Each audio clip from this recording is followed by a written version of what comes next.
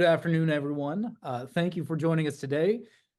And this webinar, which we've called Diving into Aquatic Performance, Addressing Common Operational Challenges, is going to be a really exciting one. Very, very happy to have you join us and very thankful for the panelists today. My name is Evan Elef. I'm a partner with Sports Facilities Companies, and I'm joined here by Marina, Ken, and Des. They will each introduce themselves in a moment. But before we do that, let me just get through a couple of house rules here. Number one, we are recording this webinar, which means you're watching now, you can watch it back later. It will be available on demand. And if you've got other peers or elected officials or partners that you want to share this with, it'll certainly be available for them as well. Number two, if you've got any questions for any of our speakers, our panelists, there's a button at the bottom of your Zoom Q&A, and you can enter that in. Now, my request to you is don't wait to ask your questions. Go ahead and load them in. We're going to go through a set of questions and some discussion topics for each of our panelists, and we'll get through those, but we will have time at the end for Q&A. So go ahead and preload those up, and we'll get through as many of them as possible. And then finally, if you've got any questions for us as a host, enter that into the chat box. We will get back to you possibly during this webinar. More likely, our event manager will be back in touch with you following the webinar. But with that, I'm going to turn it over to our panelists. So Ken, do you want to lead us off with your introduction? Sure. Thanks, Evan. Good afternoon, everyone. For you folks on the West Coast, I guess it's good morning. My name's Ken Cobb. I'm the Vice President of Aquatics for SFC, and I oversee our venues nationwide, really focused on operating and optimizing our indoor and outdoor pools and our water parks. I've been in the aquatics industry for 22 years and have worked with every type of facility there is, whether it be municipal and recreational pools, competition pools, country clubs, water parks, and private and public aquatic centers. So happy to lend my experience to the discussion today. Thank you. Excellent. Thanks, Ken. Des? My name is Des Shirley. I'm the General Manager at Caparella Aquatic Center in the city of Tamarack. Thanks, Des. And Marina? Hi, my name is Marina Wells. I'm the General Manager of Pelican Bay Aquatic Center, which is located in Edmond, Oklahoma.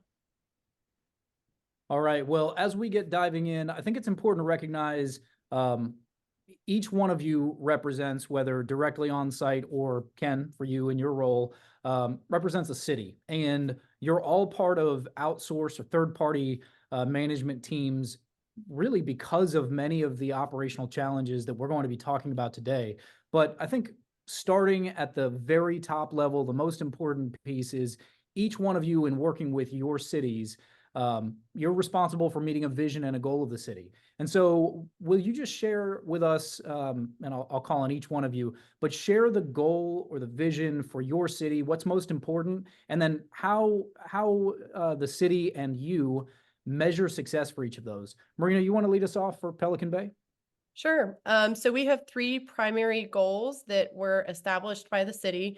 So our first one being positive public perception. We were recovering from a previous bad reputation, and that wasn't under our management.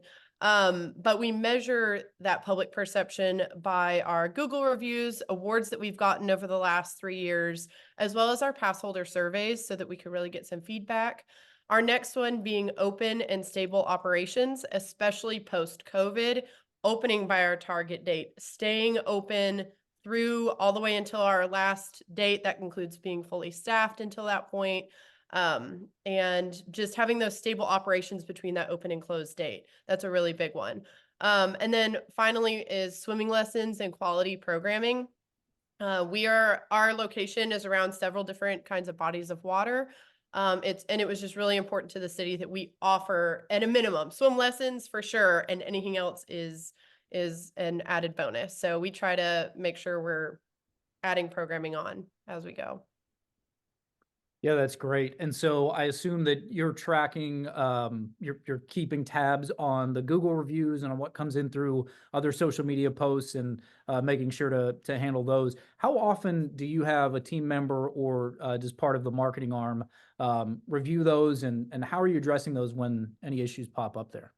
So we really try to capture the Google reviews on a, as they come in, we get the alerts and we'll get the little star email. So if I can't get to it immediately, then I reach out to our marketing department and they will hop on it. Sometimes asking my feedback for how do you want me to answer this, but we try, I mean, people want that feedback immediately. They don't want to have that response 6 months from now. And then the people that are looking online and reading those reviews, they might be able to read that response and go, oh, this is the actual situation.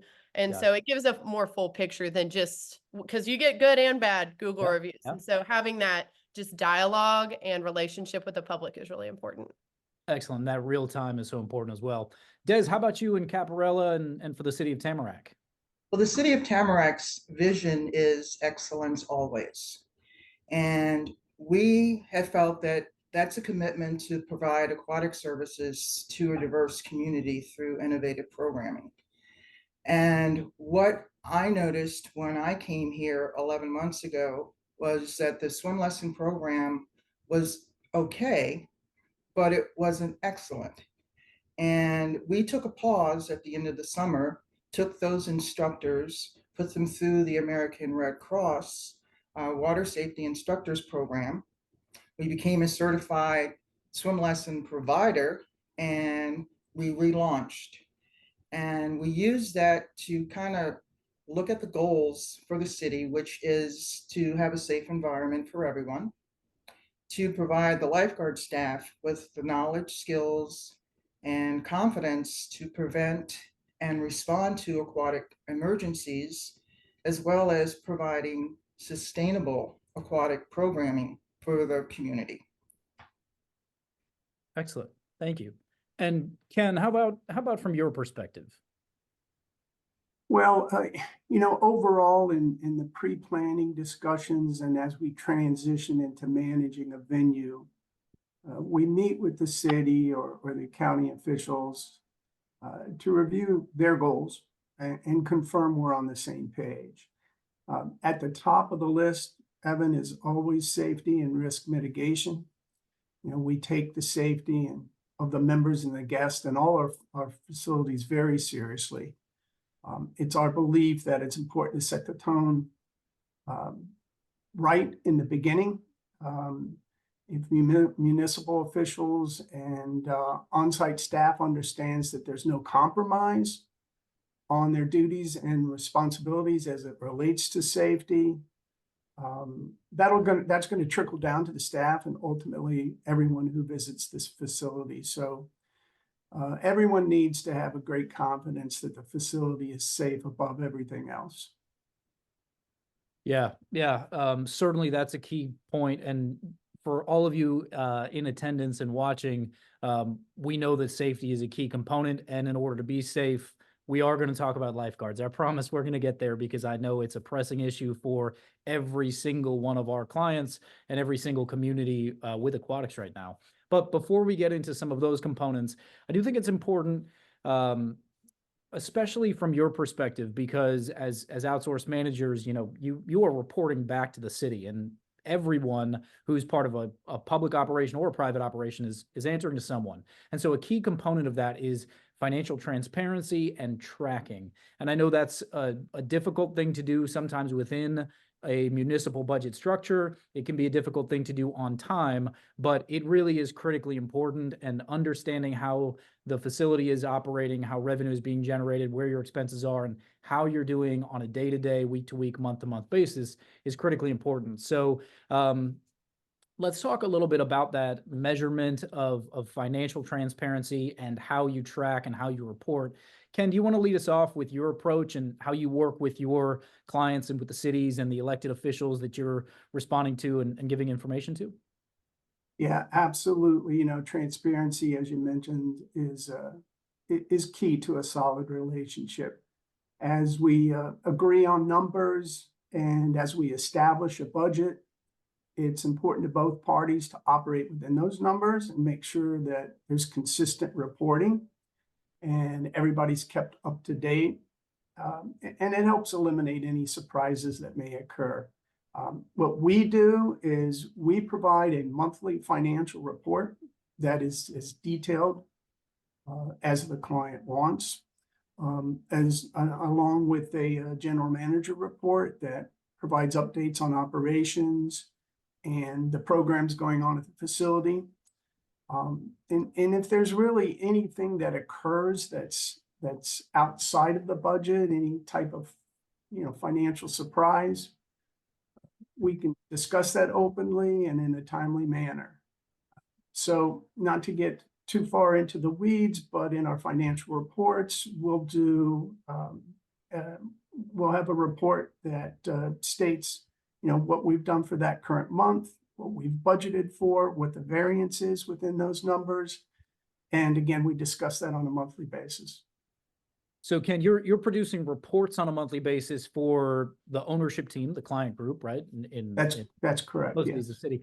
But how often are you checking financials, checking the reports, and understanding what's happening in real time? Is that a weekly process? Is it a daily process? How does that work? Yeah, it depends on the facility, but it really can be on a daily basis. So especially when it's full season, it's midsummer as an example, and there's lots of activities going on. We've got all kinds of programs going on. We got thousands of people coming through our facilities every day. So it's almost a daily thing, but certainly at least on a weekly basis. Okay, excellent. Des, how about for you?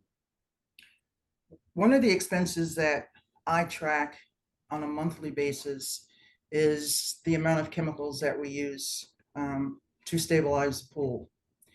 When I first came here, I had asked to get a copy of the last management company's expenses so I could get an idea of what they were spending versus what I could spend.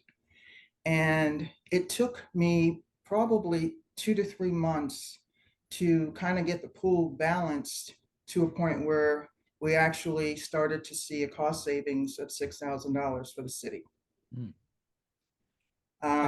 During that time period, I had received a couple of complaints because members thought that there was no chlorine in the water because they were so used to smelling chlorine when they got in, not knowing that that's not a good thing.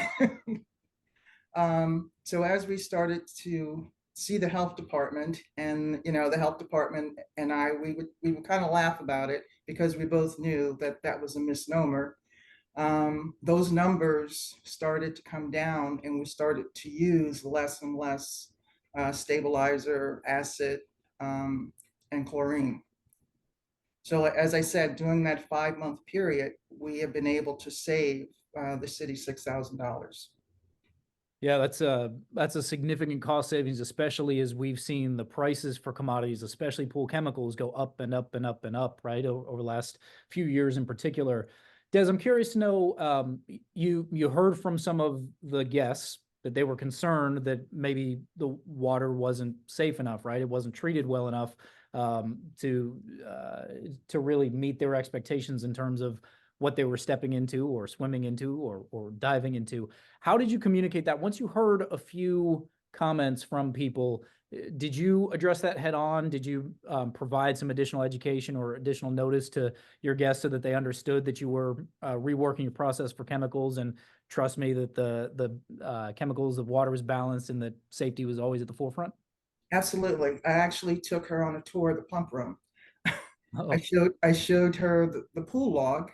Okay. And explained to her what she was actually smelling and why that was an imbalance and not a balance. Gotcha. Excellent. Great way to get somebody on the team, right? And Yes. become that that really raving fan of the experience they had with you. Marina, how about from your seat? So we go into each season with a pre-approved budget. So way in advance, the city already kind of has an expectation set on what our expenses and projected revenue are going to be. And we base that off of previous seasons, growth, and early registration. And from there, once we really start get the ball rolling, we meet monthly. We have a monthly, this Ken mentioned it, our monthly month-end financial report. But we compare not only how we did for that month, but we also look at our year to date. So how are we tracking not only for labor in July? Did we hit it? Did we go over? Did we hit under? but how are we looking for our labor totals altogether? We may have been under in July, but we were over in June. But if you look at our year to date, hey, we're tracking right on time. It really allows that, again, that openness with our client of, hey, does the city have questions on what's going on? We can explain any deviances. Hey, because XYZ is broken, we are actually using more chemicals than we have in the past because blah, blah, blah. I mean, I won't go down the rabbit hole, but we can sit there and have that conversation so they're aware of what's going on. There's even a maintenance section in our report so we can point out, hey, by the way, these are some ongoing problems. These are ones that have been remedied. So it's not just finances, it's just the status of our facility. And there's been a time or two where they've wanted an even more detailed. They'll say, hey, we saw this in the report. Can you elaborate on that? You know, how did you spend $10,000 in the operating account this month, but $800 last month? And we're able to pull that whole QuickBooks report that says this is every transaction. Here's the receipt and the justification why. And they've never pushed back. They just want to know we're keeping an eye on it. We know what we're doing. We're being responsible shepherds of their money and the city's resources. But other than just the current financial status, you also have to have the hard conversations of long-term. So letting the city know, hey, this pool hasn't been painted in 10 years. You're really going to start to affect the plaster. It's going to cost about $140,000. That's not something they can pull out of the air. Those large scale capital improvements are something that have to be budgeted for. So you're going to have to give an allotted time and time for them to plan for that. So that's another part too. We're talking about financial transparency. You got to be transparent about the true cost of things and the long-term investments that pools are, especially aging facilities. Mine's 23 years old. Yeah, that's a great point. And I love how you tie in the maintenance components with the financial reports, because ultimately they all have dollar sign implications. So let's stick with the dollar sign conversation. Obviously, pools are expensive to run. They're expensive to operate. When you're open, you're staffed. And when you're closed, you're still treating water, you're still running pumps. So lots of expenses go into aquatics.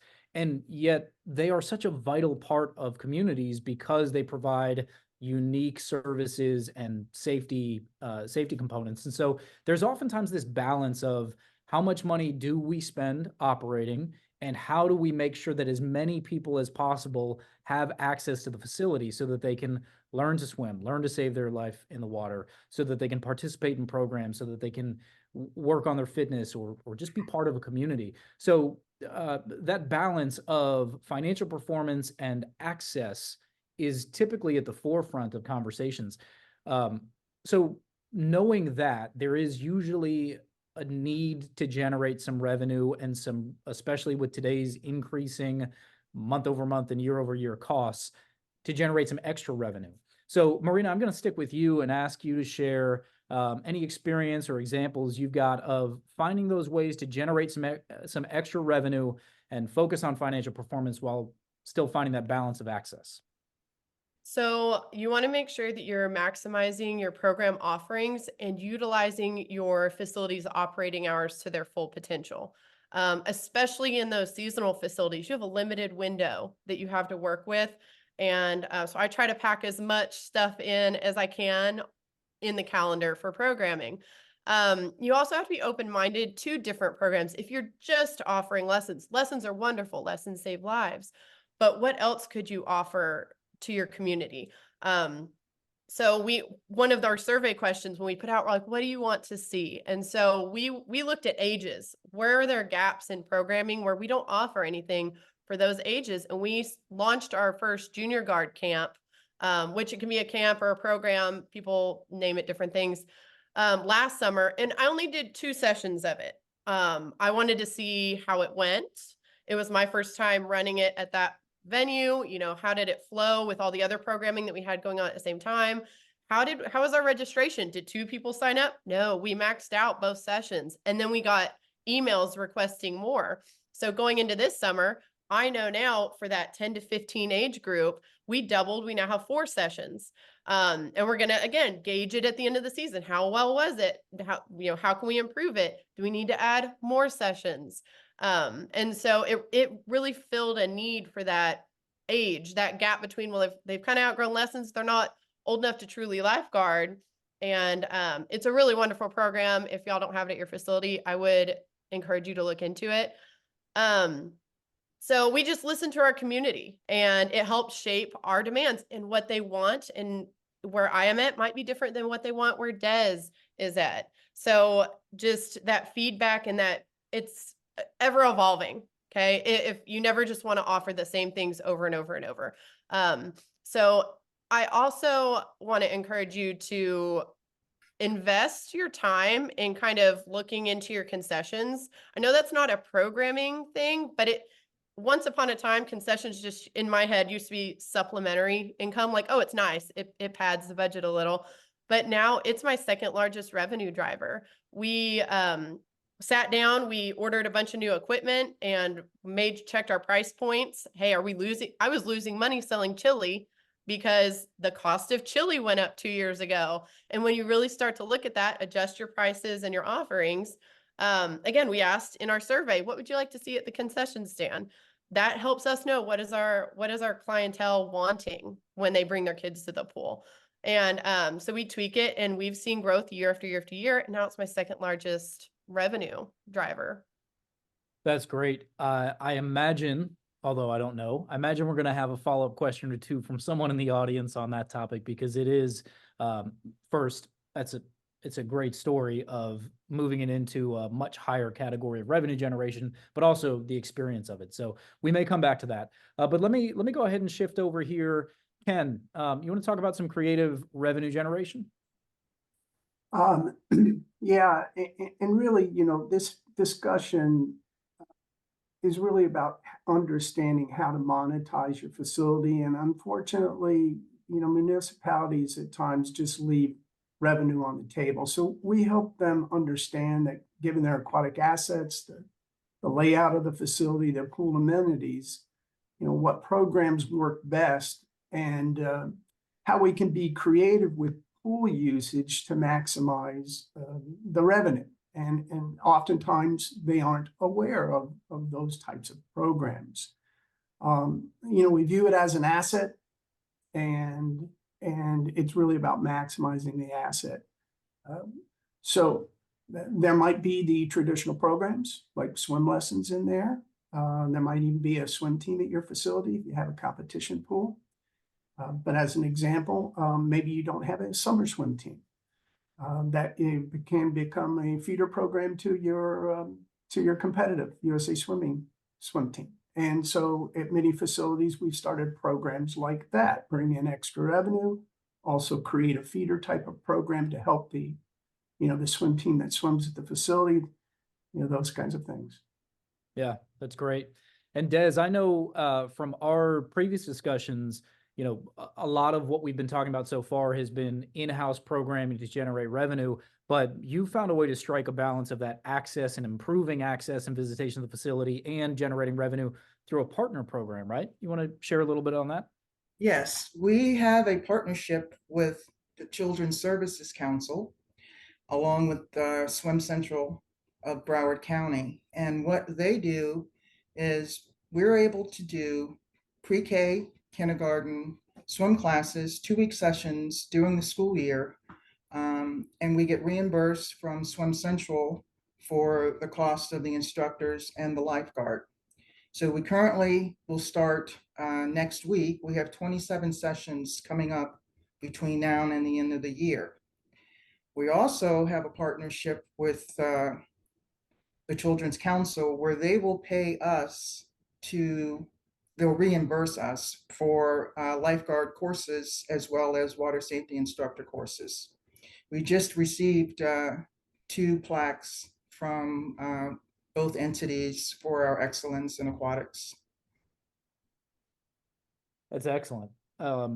Really great stuff there, and love to hear that sort of community-wide opportunity to bring people in and to help kids get access to those swim lessons. That's a key component of, kind of community impact. And I know that a lot of the groups that we work with, a lot of people we talk to, a lot of the cities that we work for have some type of community impact as one of their primary goals. Des, I'm going to stick with you and put you back on the spot here. Okay. Talk a little bit about community impact as a goal and how that may influence some decisions that you make from the operations, the programming, or the scheduling. Well, as I had said before, with the swim lessons, what I realized was there was a market that we were not tapped into.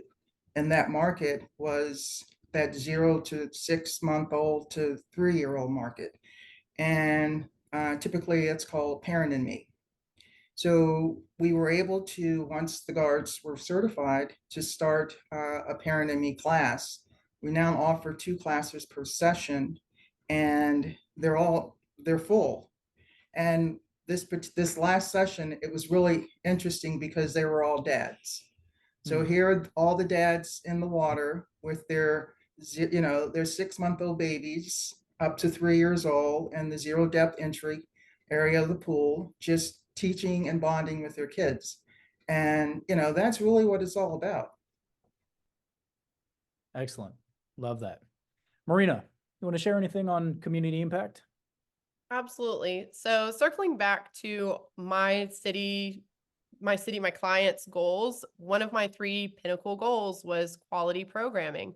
And I like to look at that both at affordability and variety. So in the community that we are in, could I have priced I'll use swimming lessons as an example. Could I have priced it higher? I could have, but I potentially then would have been alienating some more at-risk students that actually need it, but perhaps couldn't afford it if I marketed it too high. So you really want to find that balance to where you're like, that accessibility component can come in. You want people to be able to afford these programs that you're offering. But at the same time balancing, making that profit. But we also offer a scholarship program. So even if you can't afford what we've dropped it down to, there's still an opportunity for those who need it to access our facility.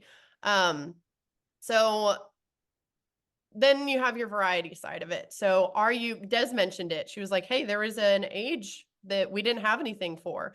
So ask yourself, how are you serving these different groups that come to your facility or that are in your community? So are you hitting on water aerobics? Are you offering an opportunity for physical fitness? And that's not just for the elderly. There's plenty of young people that come to water aerobics. There's people who come who maybe are recovering from surgery and it's low impact. So that's something you can offer the public. You have your lessons. Our lessons start, same with Des, we have the parent and taught all the way up to pre-swim team. So we go through our Red Cross levels. Now we have junior guard for that gap that we have. We do $2 Tot Tuesdays in August when all the kids go back to school and moms of littles can come and swim. And so just really looking for those gaps and how can we help and how can we offer a variety of programming that is accessible and affordable, and just bridging a lot of those gaps. We also do, we partner with Autism Awareness. So we do a whole night where it's just focused on this group that reached out to us. And so we host them there. And so it's just, how can you be more inclusive within your community? And every community is going to have different wants and needs that reflect that. Yeah.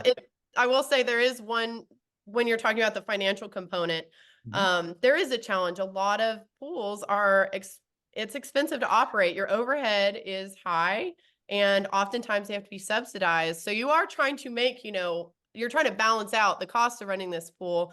But at the same time, you just have to ask yourself, what are your priorities? Because if you truly are wanting to make a community impact, if financial productivity is your number one, that might put some of those other priorities further down the list. So I'm okay with taking a bit of a hit on what I could earn in lessons by going, hey, look how many kids we're able to award a scholarship to. And our city loves that. And I'm so great to have that relationship with the city where they see the value in that. So just knowing it's just a balancing act between the two.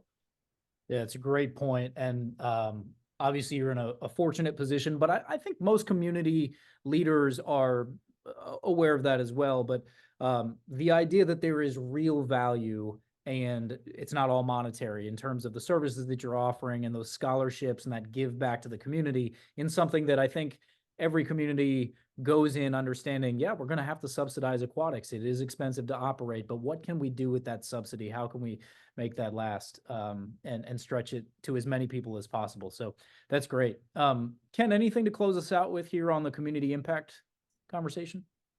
Well, we all know that we need to develop a true partnership with the community, and in almost all instances, an aquatics facility was built to serve the community first and foremost. We make it our goal to work with the municipality to have the facility serve as a trusted place for, you know, everything aquatics and whatever the facility can be used for. So whether it's best in class swim lessons or reaching out to the community and the business leaders to consider renting the facility, this not only builds revenue, but it helps to consistently promote the facility and further create the bond with the community. Excellent. Thanks, Ken. And Des, I see your virtual hand is up there. Something to add? Yes, we also have another collaboration with Water Smart Broward. Because we are in Broward County, which is the highest drowning rate in South Florida, the council is able to give a voucher to parents. They can go online and fill out the form, and they will get a 4x6 postcard, which is a swim voucher in the mail to bring and register their child. So it's a $40 voucher, and they just pay the difference. So our lessons are only $45.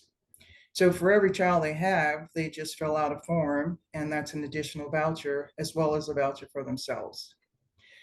One of the things that I found out through my surveys, we do a survey every 2 weeks. Our swim sessions are 4 weeks, and every 2 weeks we do what's called "How are we doing?" And what we found out was a lot of parents, for themselves as well as their kids, wanted private lessons. So we have now developed private lessons, which kind of falls also into that last question of lifeguards and pay. And we will start to offer those next month.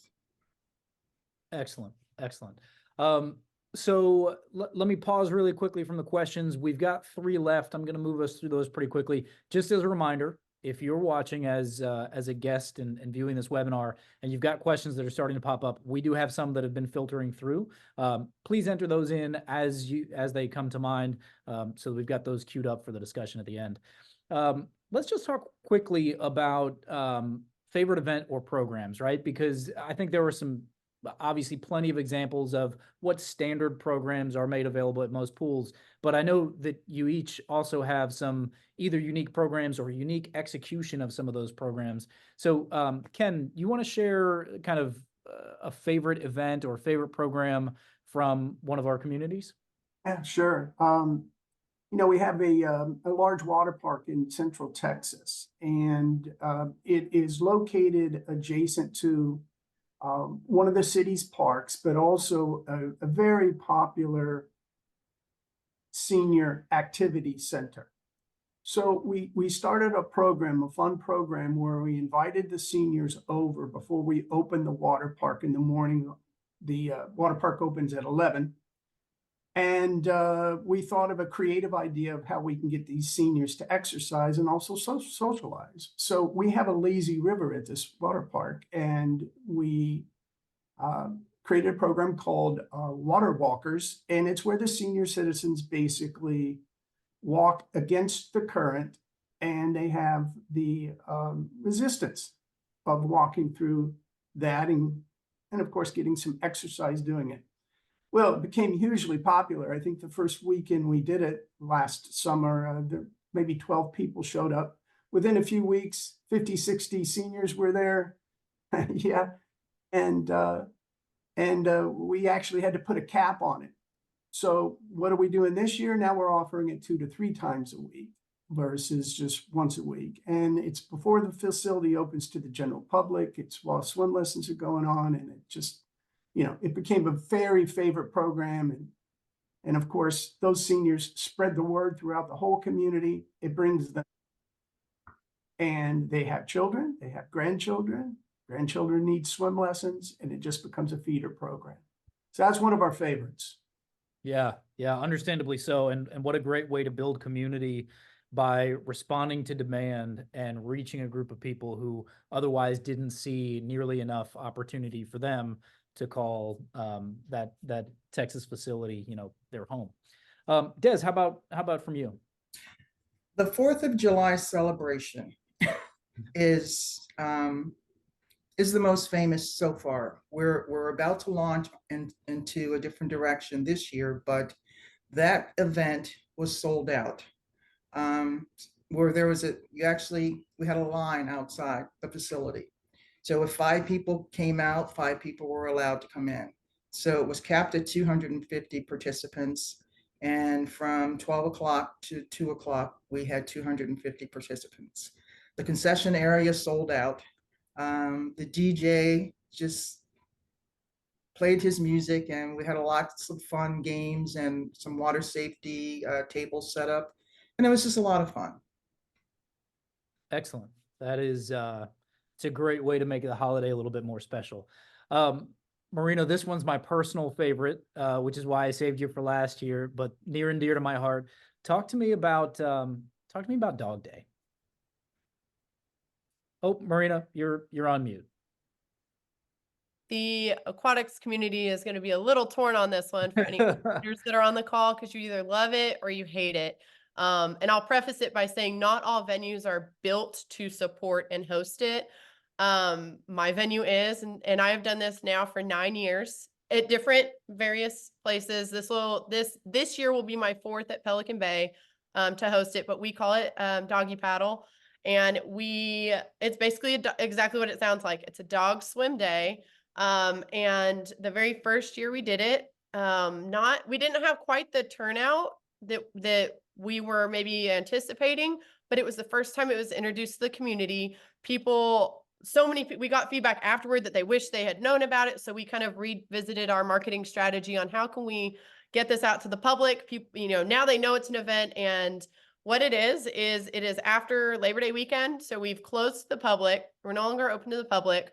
We shut off all of our pumps. We drop our water level. We close all our valves if you hear my dog, actually, she's barking in the background.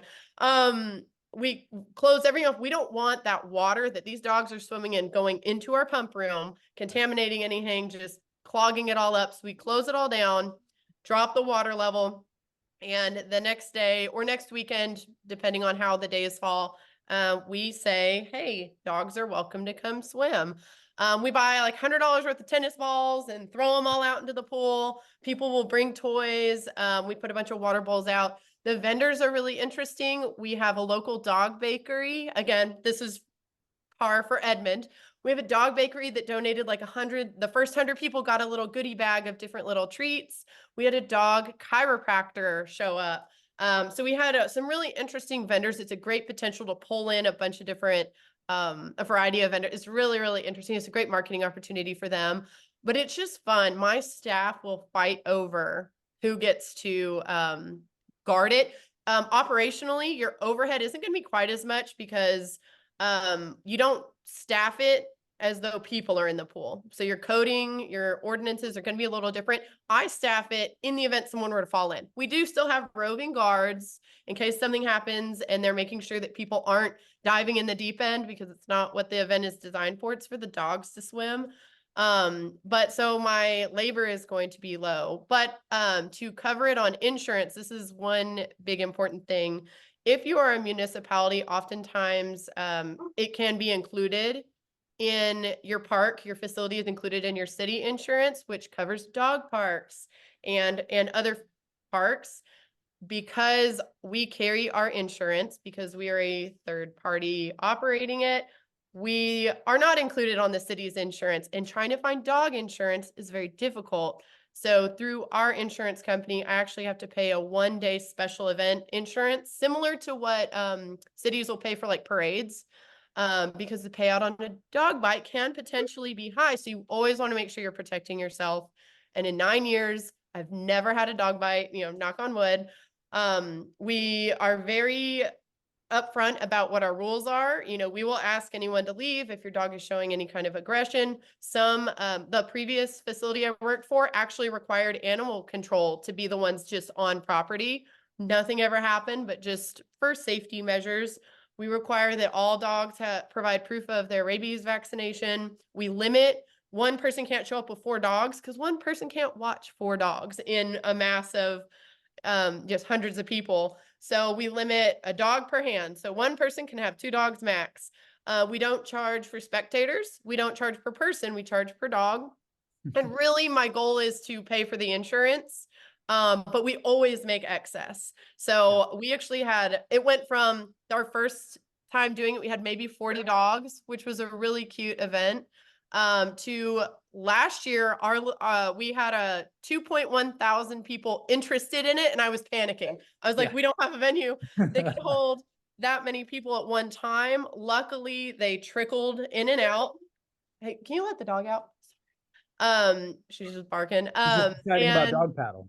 Yeah, I know. She hears it. She knows what we're talking about. We also switched to, because our numbers just kept growing like crazy, and we had a line wrapped around the parking lot, we split it into 2 longer sessions. We have a morning session for small dogs, a afternoon session for large dogs, and that really helped too. So you don't have your littler dogs getting ran over by a Great Dane. And that worked well. Also moving our registration online. And so we have waiver on top of waiver for this event. Just again, protect yourself. But when they filled out all their waivers and you could pay online, we had a couple people show up. Hey, just scan the QR code. Boom, you can come in. And that streamlined the line. But I know our turnout is great. It's a well-loved event. And then as soon as they all leave, we hose the deck down, we drain it, and boom, we're done for the season. It's our last big hoorah. And I would encourage you to check with your health department, but like our health department doesn't require the same codes as it does when people are in the water than when dogs are in the water. But the pictures are great. People love it. We have people coming back every year, and our numbers just keep growing. Yeah, appreciate that, and really good detail there, especially because it translates into other types of events. To your point, not everyone's got a dog compatible pool. So just in terms of timekeeping here, we have had several questions file in. Some of those questions are actually about to be answered because they're related to lifeguards. But let's take the next, we'll call it about 7 minutes. We'll wrap up with this, and probably the most important question of the day for many of our folks here who are joining us as viewers. Let's talk about lifeguards. So we are hearing it in every community that we work in. What can we do about lifeguards? How can we close the gap on this shortage? In fact, American Lifeguard Association released some information that about half of the public pools in the country will either have to close or reduce their hours this year because of lack of staff. And that's something that's been going on, especially as we've seen some changes in the economy and some changes in minimum wage in a lot of states. It just created a bigger challenge with attracting people to, especially young people, to take on the challenge of, doing a job where they are responsible for people's lives. So talk to me, Des, I'm going to put you up first. Talk to me a little bit about your lifeguard recruiting strategy, how you've sort of overcome some of those challenges related to not having the initial demand to fill out all of the hours that you've got. Well, I had to think a little outside of the box because my facility is open year round. Even though my programming is minimal after summer from December until March, we're still open from 8 o'clock in the morning until 7:30 in the evening. So I had to figure out a way to come up with programming in order to keep the guards that I have. So what I did was I just expanded the swim lesson program.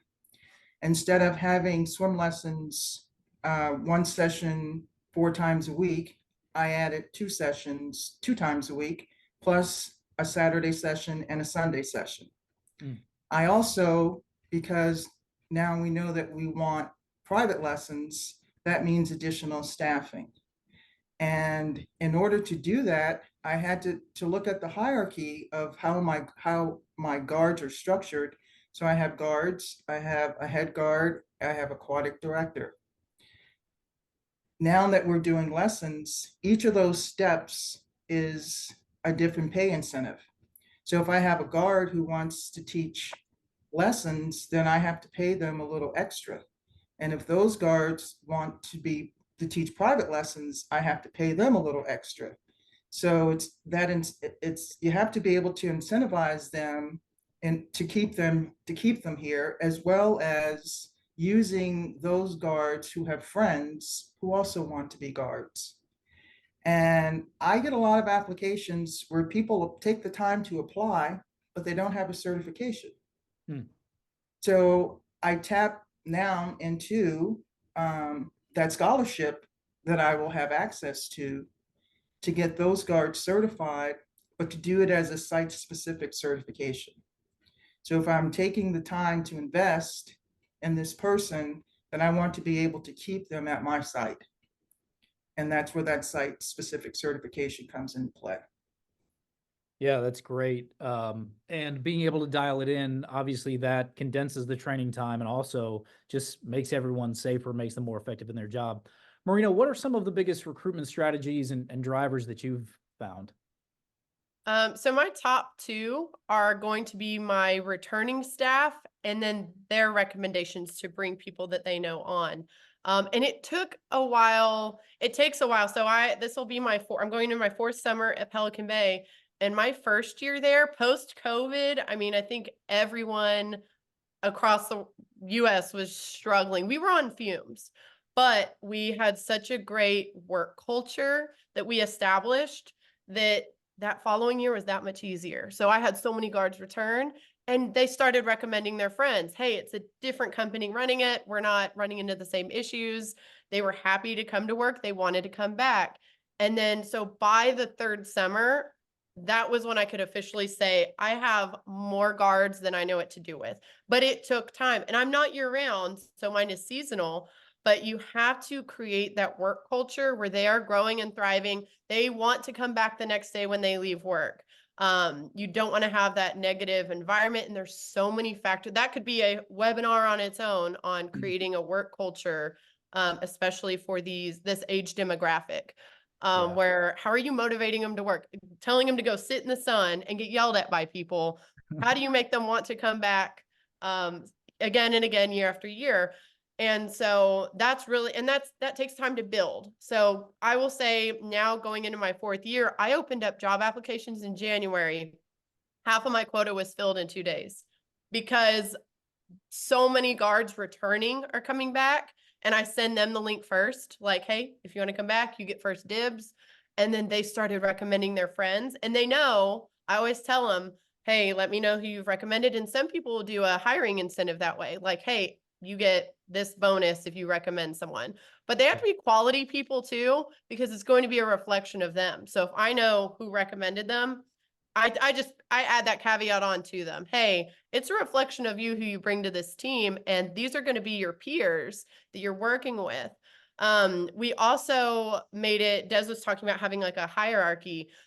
You have to remember this age, and the age can go up. I've worked with adult guards. I was an adult guard, and an assistant director at a Y. And so like, it's not just teenagers, but people want to grow.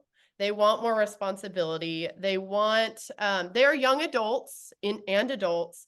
They want the same opportunities as any other full-time job or part-time job. They want work-life balance. So it's unrealistic to say, because of your age or whatever, like that you don't care about their lives. No, they want to go to the lake, and I'm realistic about that. Let's get a working schedule that works for everyone, gives me peace of mind, and they get enough rest to be the best employee when they come back. But they also want to be paid decent.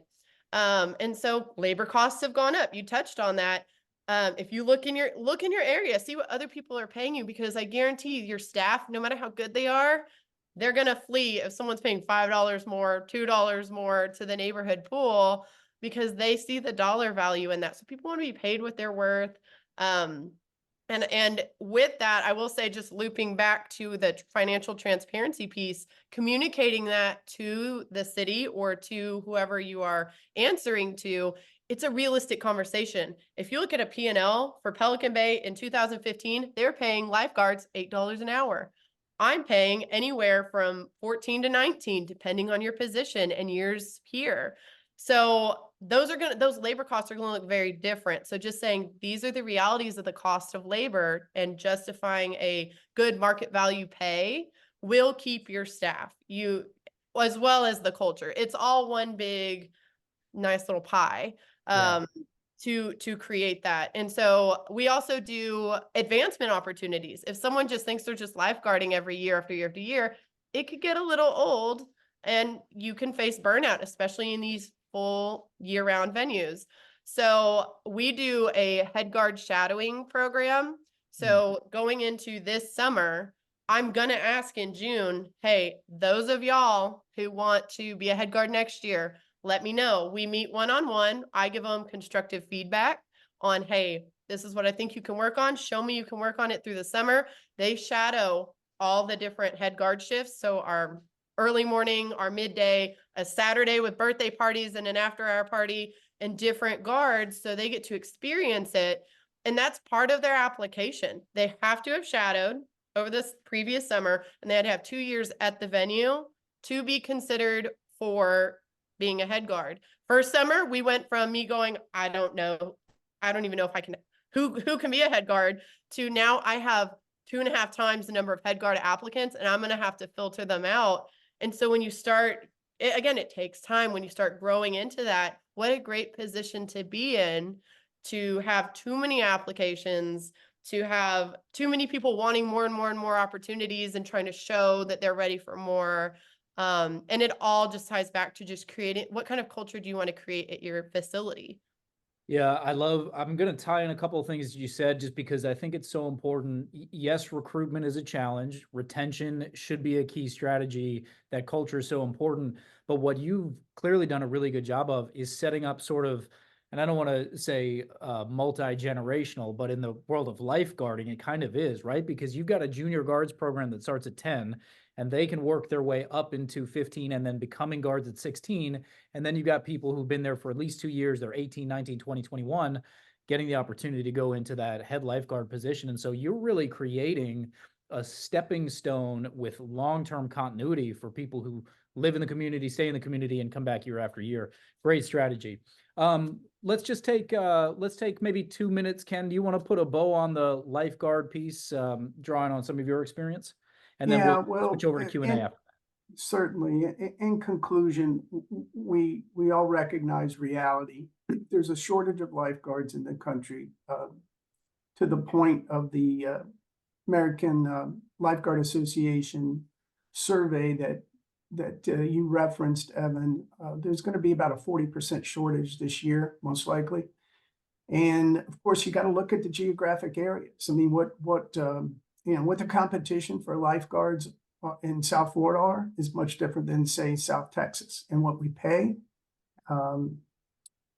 has to be, competitive to that particular geographic location as well. Interesting thing real quickly here that along with that survey, the reasons why the kids say that they don't want to be lifeguards in 2024, interestingly enough, is one of the reasons was that it's really funny, but it's true, and that is they don't want to be away from their cell phones for an extended period of time. Now, we all know that's crazy, but that's reality. Another is they don't want to be out in the heat, 110, 115 degrees for weeks upon weeks. So we just have to recognize that as professionals and also help the clients understand, the municipalities understand what best practices are. And you've heard Des talk about some and Marina as well, and be creative in how we recruit lifeguards and how we retain lifeguards. Yeah, great points. All right, so we've got technically we've got like 5.5 minutes. I'm gonna keep it a little short of that because I think we're gonna get cut off right at 2 o'clock. So a couple of questions I'm gonna pull. We did answer some of them along the way that have come in, but just anyone who wants to respond, feel free to popcorn this. So the first one is there it is. So we are in the process of building a pool and need to start thinking about certifications. Is there a gold standard for what program we go with, or are certain certifications preferable over others? Anyone who wants to weigh in there for that response? Yeah, I'll start with that. First of all, from the facility standpoint of safety and making sure that the water itself and the facility itself is in good standard by the local health department. A certified pool operators certification or an aquatics facility operator certification, it's called a CPO or an AFO, is something the manager of the facility definitely needs to have. We are an American Red Cross operation and within our facilities, and it's the nation's largest and most respected training service. And we also recommend and have lifeguards and our swim instructors go through their courses. So we have them become American Red Cross lifeguard certified, water safety instructor, American Red Cross certified. So those are the basic programs that you'd want to start with. Excellent. Appreciate that. We had a few questions pop in about timing for programs. One of them was specific. Do you offer parent and me classes all year round? But I think you can expand on that. Des or Marina, do you want to talk about how you schedule the programs, maybe the non-swim lesson programs in terms of timeline with your operation? Go for it. I'll be fast. Okay. So I make, because mine's seasonal, so I have a window. I have a massive master calendar I make. So I know my day-to-day operations. I know from at 12 to 6 or 12 to 8, whatever your daytime, that's open swim. So I don't have external programs going on during that. Then I go through and I go, okay, Tuesdays and Thursdays, twilight swim. So at night from 7 to 9, and I just start building it like a puzzle piece. Okay, junior guard. I want my junior guard weeks to end on my in-service weeks, so the last day they can spend with my guards at in-service. So boom, boom, boom, boom. They're on the map.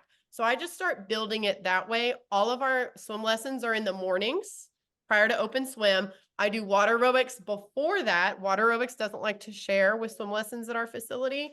And we're limited on space. So we do it before. And if we needed another class, we would do a 7 a.m. and then an 8 a.m. And before that, lap swim and water walking. You just really have to start to build your template out.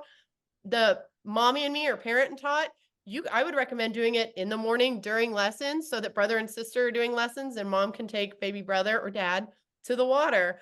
Or you can do it in the evening. There are working parents have options for evening programming as well. Birthday parties as well.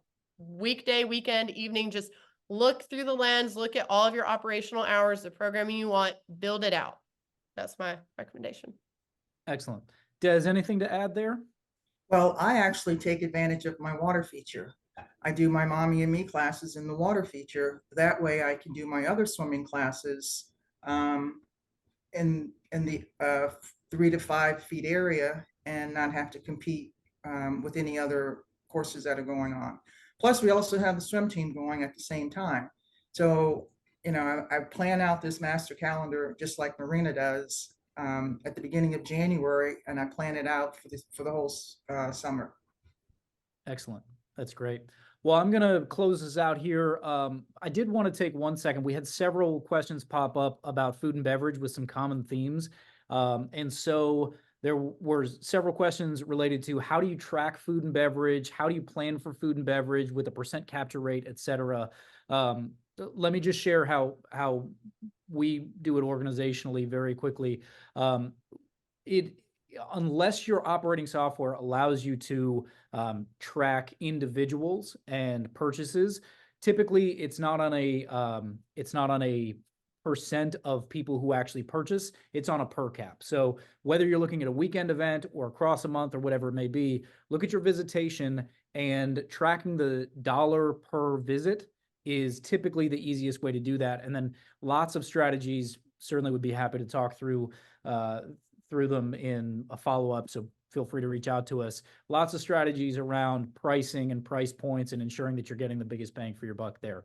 But with that, we are right on time. I want to first and foremost appreciate everyone in the audience who joined us and who sat through, everyone who downloads this and watches it on demand. And then, of course, to each of you, the three of you, thank you for your time, for weighing in, sharing some of your experience, answering these questions. This was a really, really helpful session. I hope it's been helpful for everyone who joined us. And with all of that, please don't hesitate to reach out to us if you've got any follow-up questions. And thank you, everyone, for your time today.